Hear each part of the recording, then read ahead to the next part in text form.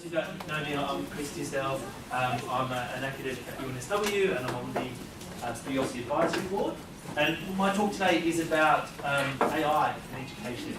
So I guess I should have full disclosure straight up that I'm not an expert in AI, but I am very passionate and interested in digital education and how the digital is sort of affecting how students learn and how universities operate. So my talk's going to be quite short, but there is a hands-on activity. And it doesn't involve research questions, or it could. So I'm the director of our university's Education Academy. Okay, so a little bit about me. I'll keep this short. So these are the sort of things that keep me awake at night, and they're going to keep me awake tonight as well. So you could argue that these are educational virtues or not, but they're challenges I think that we all face. How do you take an idea? How do you make it massive? How do you reach a lot of people? This is actually one of my classes. It's a bit like Where's Wally? You can kind of pick me out, you get like 5 points. I'm also interested in flexible learning, personalisation, which is a bit of a buzzword now, feedback, openness, and diversity and inclusion. So over the last 10 years or so, I've really thought hard about how technology can open up these new areas. And of course, it's not just the only solution, it's part of the solution. Okay, so just a thought here. What is technology? And what is it for?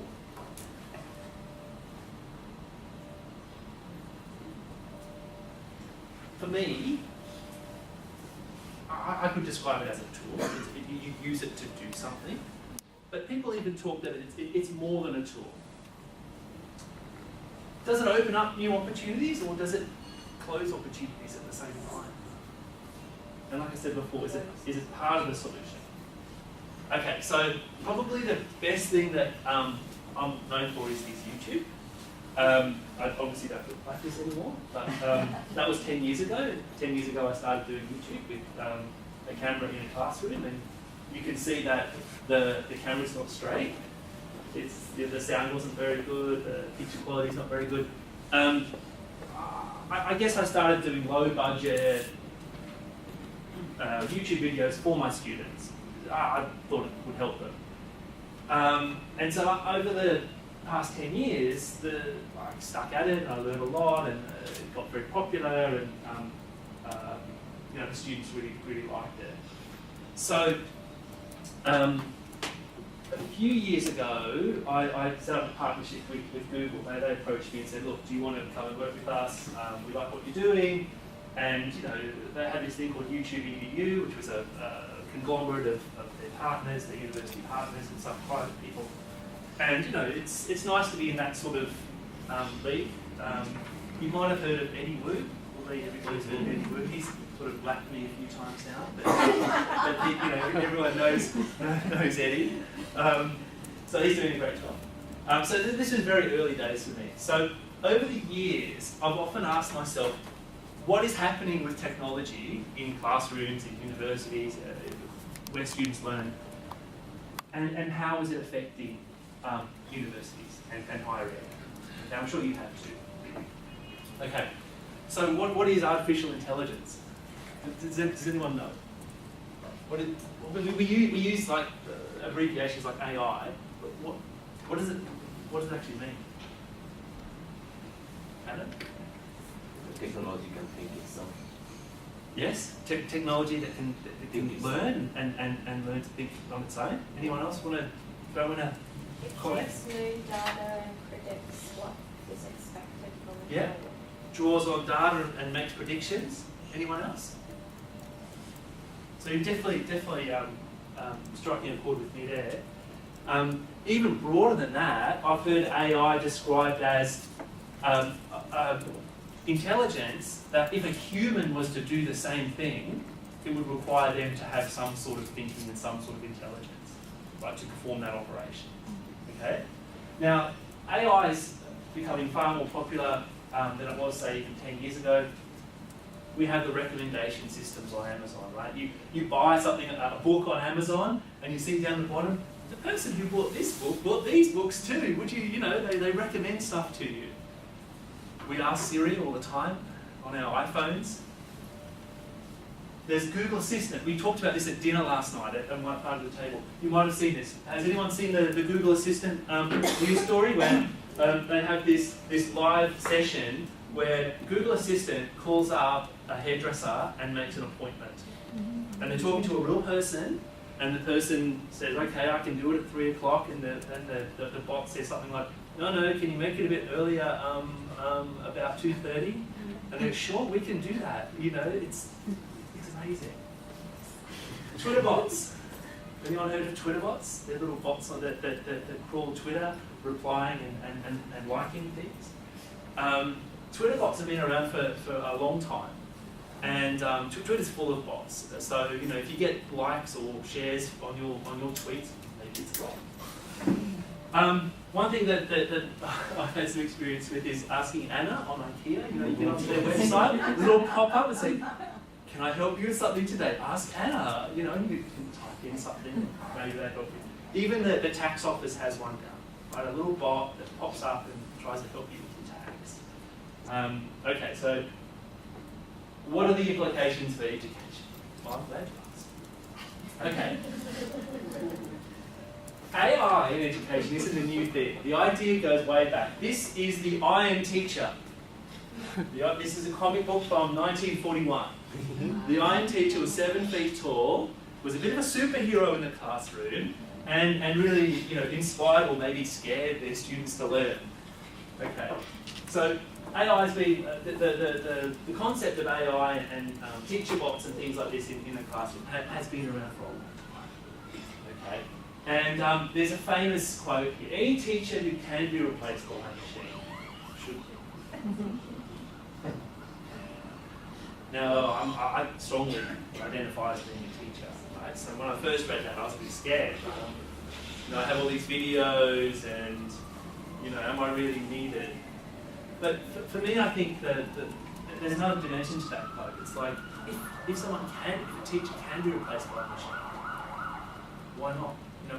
What makes the human experience really valuable and different and unique versus something like the I Am Teacher?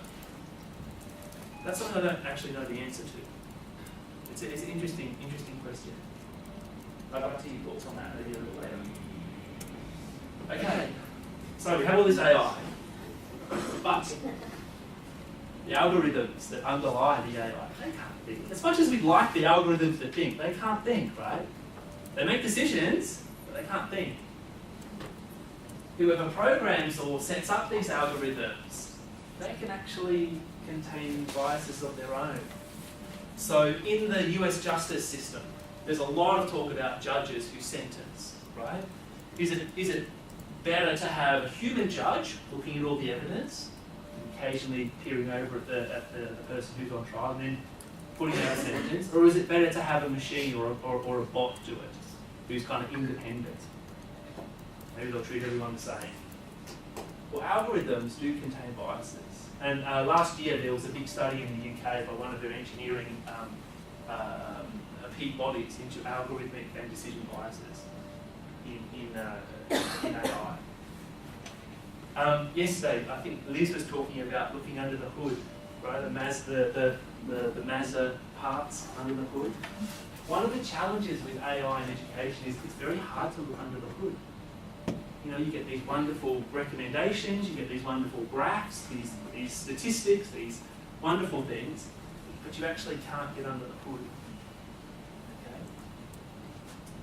And then what are the consequences of these observations? Okay, more Twitter bots. Let me share a little story about a bot that I have some experience with. It is a bot from the University of Edinburgh, a Twitter bot.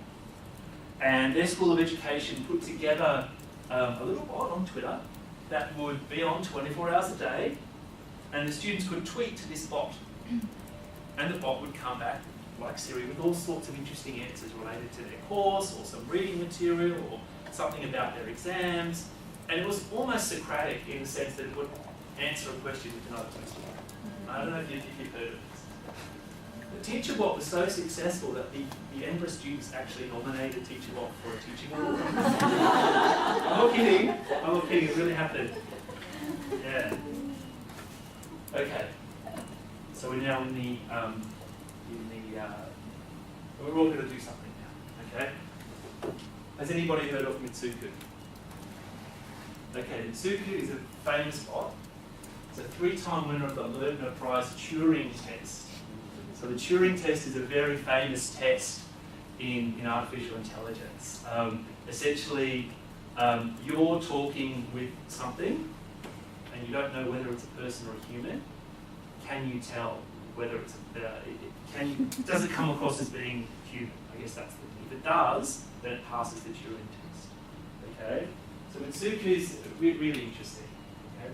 So what we're going to do, we're going to chat with Mitsuku today. We're going to chat with the bot. Okay? So can you just go to the next slide? Is that okay? Yeah, so I'll put the URL up. So if we just go back to the slides. Yep.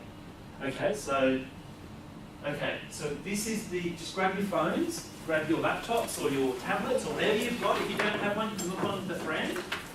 And this is the URL that you want to go to. Okay.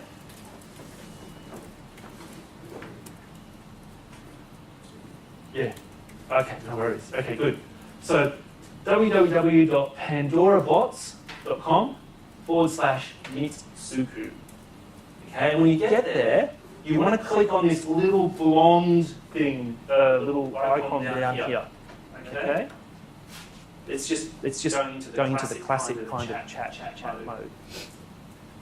Okay? So you want to get to this page and then click on the blonde thing. So if we go back to the page, that would be great. Okay? So can you click down here? Anyone having any problems getting into it? So this is a bit more of a classic sort of version.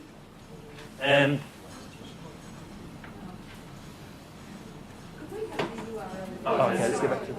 So, pandorabots.com/Mitsuku. You can do it on your phone, on your tablet, on your laptop.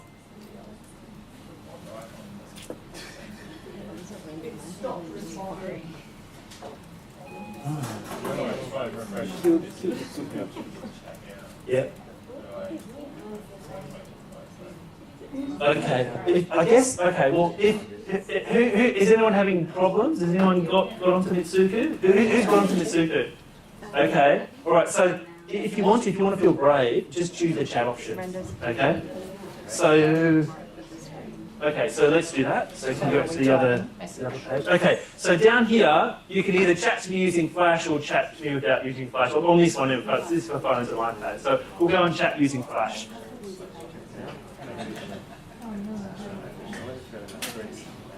Okay. So just choose your font. So it doesn't matter. So this is all right. So this is classic Mitsuku here. Okay. So I'm going to ask Mitsuku some questions, but I think you should do some too, right? You should. What should I ask Mitsuku? Go on. How old are you?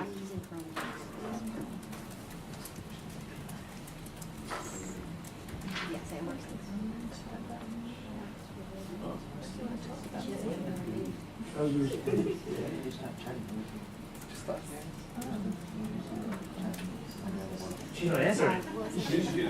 Did she? Oh, okay. I see you can work it out. I was activated on the 2nd of January 2000. Okay, all right. What about another question? Yeah, great question. Middle of the night.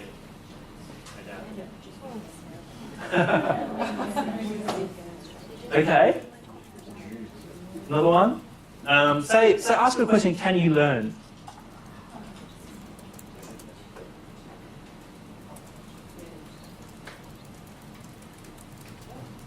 Okay, I can learn from you in a few ways.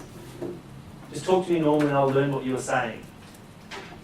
I give you a bad answer, just say bad answer. You can teach me a new response. Right? So we talked about, you talked about learning before, right? The bots can learn. Well, Mitsuku is definitely saying that, yes, in her opinion, she can learn. So what has she just learned? Well, should we test that?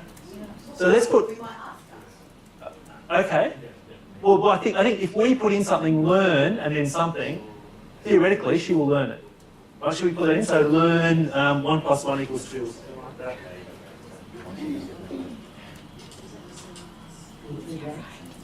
Right.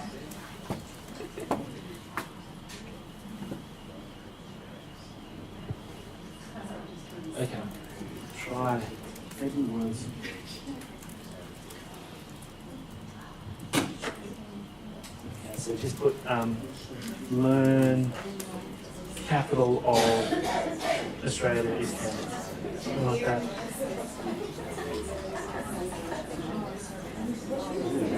You guys all getting on? Yeah? Is it working? Okay, good. I don't want to nose into your questions. Are you guys getting on there too? Good.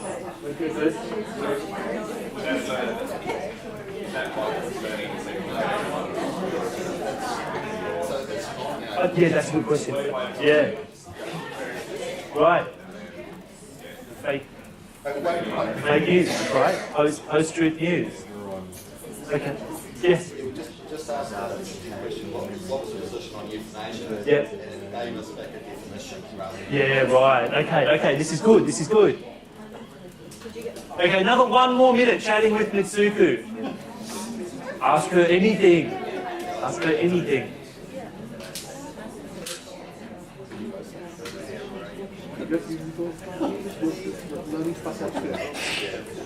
Now ask her again, what is the capital of Australia?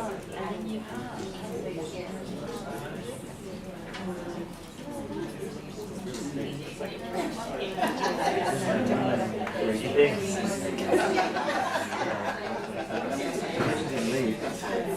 All right. Okay, so if you can break yourself away from the chatbot, just have a show of hands. Let's sort of regroup now. Who has actually done something like that before? Just actually chatted with a bot. Okay, so maybe about half of you. I'm not counting Siri or anything like that. For those of you who haven't done it before, what was it like? What did you think of the experience? Were your questions answered? No. Okay, so tell us about your experience. Well, I don't think it was very human-like at all, because I just started with a hi, how are you? And he asked me how I was, and I said fine. And she said, don't sound too certain. And I wrote back, I was finding a dumb question and don't know how to answer. And she wrote back, can you tell me about one instance when you did it? Okay, good. All right. What about other people's questions? Yes? I asked her if she'd used Studiosity before. Right. What was the response? She said, I learned everything using electricity and the internet, so I suggest you go and do the same. Oh, she's quite fast. Yeah, Mitsuku. Okay. What about one more? Would anybody else? Yes, Chris, up to that. Well, we chatted about, she was in Leeds and I was in Sydney and the weather and whatnot. Then I said, well, you're in Leeds. What do you think the impact of Brexit on international students? Oh, you're getting in there. And she said, I haven't seen the schedule. So. Oh. Did you have your hand up, Sid? Oh, mine was very general. I just said, what do you talk about? I talk about all the important things in life: clothes, food, and gossip. My favourite subjects are robots and computers. Wow. Yeah, so quite general feedback. Yeah. Yeah, twice is probably a good word. Yeah. So a couple of things there. I think it's easy to get carried away with all the AI thing. You know, there's almost this deterministic line of argument that people use to say, you know, we can do something, so we ought to do it, we should do it, and we will do it. That's kind of like the AI narrative. Right? This is going to happen anyway, so you know, we should do it. But what they don't realise is that, you know, we're not quite there yet with AI. We have very narrow things with AI. I mean, the Google Assistant making the phone call is amazing, right? Booking the haircut. But actually, AI can only do very narrow things. And I think the point here goes back to one of the research questions. What can AI do for us, and what does it actually mean in education? It's similar to analytics, right? We can collect analytics, we can get nice graphs, we can get all sorts of stuff. But what does it actually mean? Can we go back to the yeah, great, thank you. Okay, so that's a little bit with Mitsuku. The first time I chatted with Mitsuku, I was in my study at home, and my 6-year-old daughter came in. She said, "What are you doing, Daddy?" I'm just chatting with a bot. She's like, "Oh, okay." That's just normal. It was just normal for her. She wasn't surprised, you know. And then she wanted to chat with the bot. So I'm like, "Okay, yeah, no worries." So what was your chatbot experience like? These, I don't think it would have passed the Turing test in your thing, right? But it's getting better all the time. The way that AI can process like speech, human speech now is amazing. It's much better than it was, say, 10 years ago. There's obvious limitations, you know? And how would it translate to education? What do you guys think? Like the bots I've talked to are mainly doing triage, so you talk to them until they can't deal with it, and then a human takes over. Yes. So it's like live chat, but you can tell they're just like, if they can answer a policy question or something that it can look up, and then that's good enough, then a person doesn't have to answer that. But when you go beyond that, then you know a red light flashes somewhere, and a human takes over and can answer those more specifically. So is that at your university, or is that something that's separate? Just other places.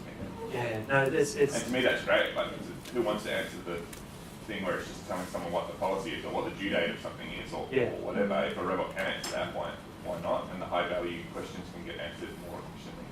So it's both the high value questions getting answered by somebody with the expertise, but you know, as we have less and less resource, freeing up the scarce resource we have so that those people aren't answering the routine policy questions that sits on the due. Does that due date really mean it's due date? Is the library going to be open? You know, we don't have enough people. Yeah. So let's use our people for the stuff where people make a difference. And it's more like a more personalised search, like it's a friendly search instead of just typing a box and you can read it. If it's like someone, you know, a bot trying to answer it in a more human way, then maybe that's a nicer experience. I don't know. And, but I don't know if you need to be told you're talking to a bot compared to a person, because you don't know when that happens. You can kind of tell because there's sometimes lag or whatever. Yeah. But should you tell you're talking to a bot now, and then that's it, I've taken over from the bot. Yeah. Whereas that doesn't happen. Well, I mean, personally, I don't care if I'm talking to a bot or a human, right? I mean, Jack, I know we had a conversation a while back. Was it Watson? There was a study done where I think at one of the US universities where the students actually, the students actually didn't know that they were talking to a bot, right? Yeah. But For the bot. yeah, that's right. It's a bit like the end. Nominate them for an award, I right? mean, one of the things we can say is they're always in a good mood. Yeah. And they're always on. And they're always on. They're there, and they're always. And they might not be very helpful, but at least they're smiling in their own way. But you've got to hope that they're always in a good mood because, you know, it is about how they're developed in the first place. Right. Just like our sat navs who sometimes get pretty grouchy with us if we participate I've also had the ones closest to passing the Turing test are the ones who abuse you back. That feels right. That feels yeah, right. you're like, oh. They get cranky. And if they just get cranky, you're like, this is actually like an online experience on Twitter.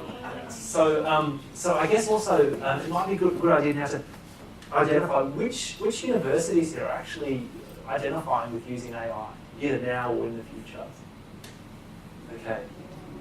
Okay. And maybe you can tell us a little bit about your experience. How are you guys using it? I work in student experience, so not on the academic side of things. But Yeah. we have a chatbot within our student portal. So this is a relatively new innovation. Yeah. It's an experiment really at this point.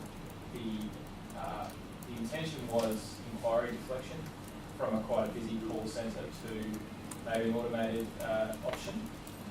What we found in the early days, sort of 6 months, we've had it in place, and I think it's actually generating inquiries that may not have come to the surface without it. So it's less about inquiry deflection and more about just generated more inquiries. And I also, found that it has lived and died on the